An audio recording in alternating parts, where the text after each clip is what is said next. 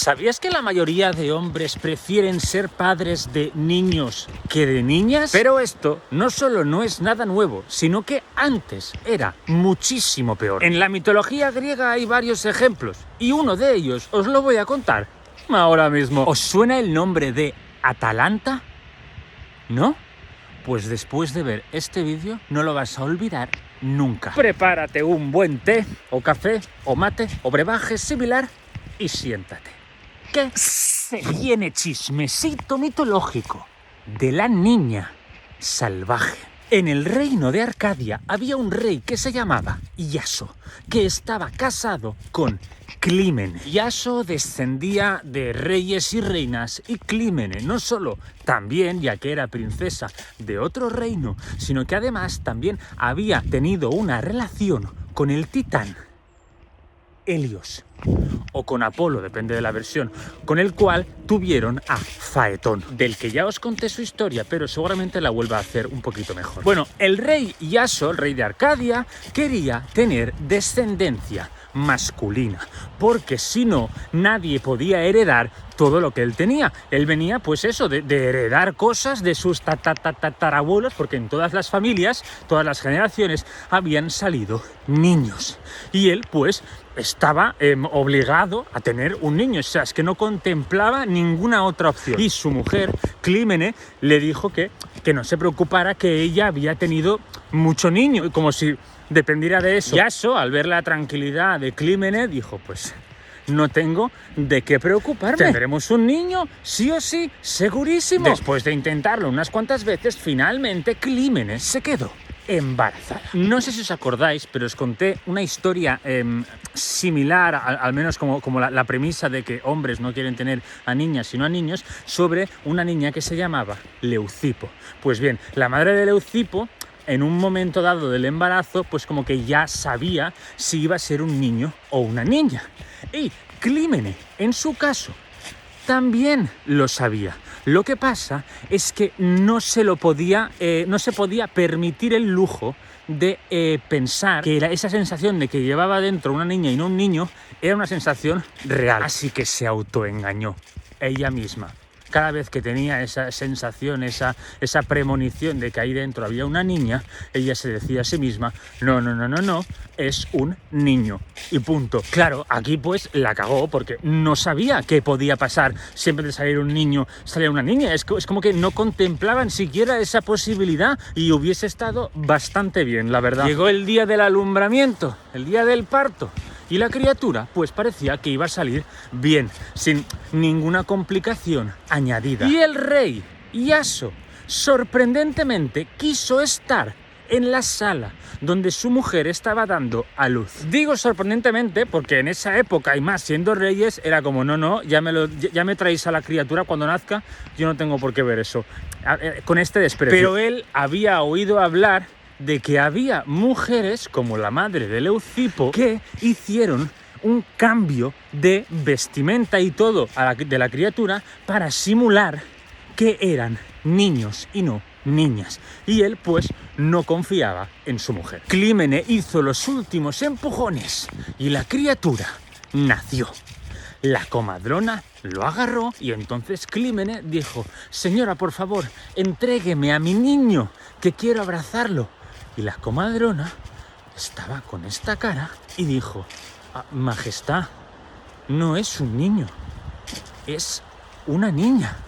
Y Clímene, ¿qué?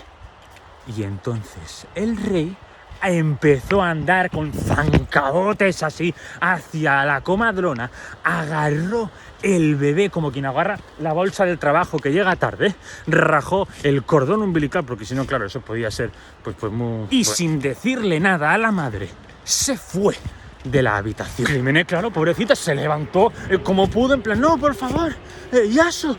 Pero no podía andar mucho más, acababa de parir, estaba hecha polvo. El rey Iaso agarró al bebé así, del pie, cabeza abajo estaba el bebé, y cruzó todos los pasillos del palacio hasta llegar a su cuadra, donde tenía su caballo.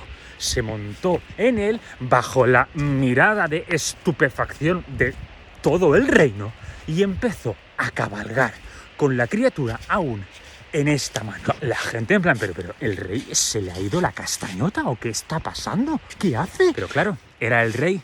A ver quién era el chulo que se atrevía a decirle algo. El rey cabalgó durante horas con la criatura llorando sin parar, así, agarrándola del pie con la otra mano. Y finalmente llegó al monte Partenio y lo dejó allí, tirada, dejada de la mano de Dios, como dirían algunos, y en este caso de manera muy acertada, aunque sería diosa más que Dios. La diosa Artemisa lo vio todo. Artemisa, a ver, no era un ser de luz buena siempre con todo el mundo. No. O sea, si la molestabas o si había algo que a ella le molestara, le encontraras tú la lógica o no, eso era completamente irrelevante, iba a hacer lo que ella creyese conveniente. O sea, tranquilamente le podían haber dejado ahí el bebé ese y decir, a mí el bebé este no, pum, y te lo devuelvo, pero así tal cual. También cabe decir que eso no lo hizo nunca Artemisa. Pero no olvidéis que estamos hablando de diosas y dioses, de seres que no ven a los humanos como los humanos vemos a los humanos. Sería más bien como los humanos vemos a los animales, que hay algunos que los ven de una forma, algunos de otra, y algunos a unos de una forma y a otros de otra. Bueno, pero la diosa Artemisa vio a esa bebé sin nada encima, muriéndose de frío y llorando porque tenía hambre, y decidió ayudarla. Mientras el bebé estaba allí llorando como nunca había llorado nadie, de pronto, de entre los arbustos, apareció una osa enorme, pero enorme. Sus pasos hacían tanto ruido que temblaba todo el suelo y el bebé dejó de llorar. La osa se acercó al bebé, abrió la boca, parecía que se la iba a comer, pero la agarró suavemente del pescuezo y se la puso encima de su barriga. ¿Para qué? Para amamantarla. ¡Qué asco! Leche de osa. Tú bebes leche de vaca. ¿Qué me estás contando? La diosa Artemisa había enviado a esta osa para darle de comer, para que la bebé no se muriera.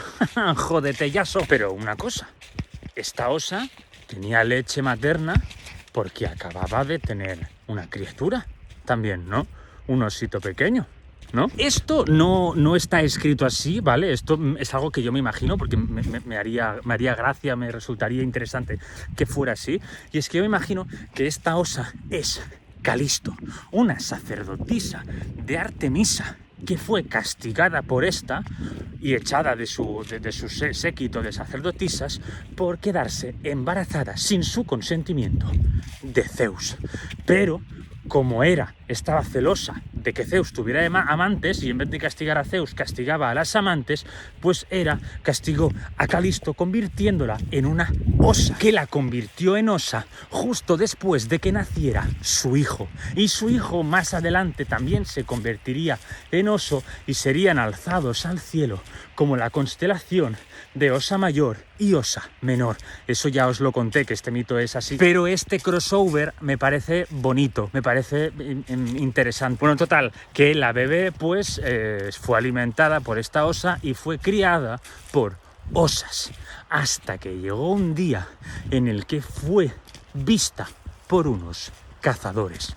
Estos cazadores eran, pues, dentro de lo que cabe, majos, y decidieron adoptarla y no le hicieron nada a su osa madre, la que la amamantó. Y fueron estos cazadores los que le pusieron el nombre de Atalanta. Atalanta ya era una crack desenvolviéndose por el terreno boscoso, subía y bajaba árboles como si fuera un marsupial, corría a 4 patas como una osa y tenía una fuerza y una resistencia increíble. Pero los cazadores además la enseñaron a cazar, a dominar el arco y las flechas. Y un día, Atalanta, que solía ir muchas veces por el bosque, y los cazadores en ningún momento sentían como miedo de que le pudiera pasar algo, porque si ya había sobrevivido tantísimos años desde bebé con una osa y en el bosque, pues ¿qué le iba a pasar ahora, no? Pues lo que le pasó fue que se encontró con 2 centauros e intentaron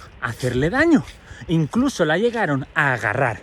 Pero Atalanta, que había estado un rato en plan sin dirigir la palabra, como intentando intentando pasar todo el rato por un lado, entre medio o saltando o algo y no le dejaban, cuando le puso el centauro la mano encima del hombro, Atalanta dio un paso atrás, sacó su arco y sus flechas y se los cargó a los dos, sin decir nada. Pero como quien guarda la ropa en el cajón, pues igual, o sea, con la misma actitud. Cold as fuck. Atalanta se había convertido no solo en una persona autosuficiente, sino en una máquina de matar, si ella quería. Y aquí sí que se puede aplicar la frase de lo que no te mata te hace más fuerte. Esta es la historia del nacimiento de Atalanta. Pero tiene más historia, que no ha acabado. Y no os preocupéis, que mañana os la cuento. Cuídense y que tengan un buen día.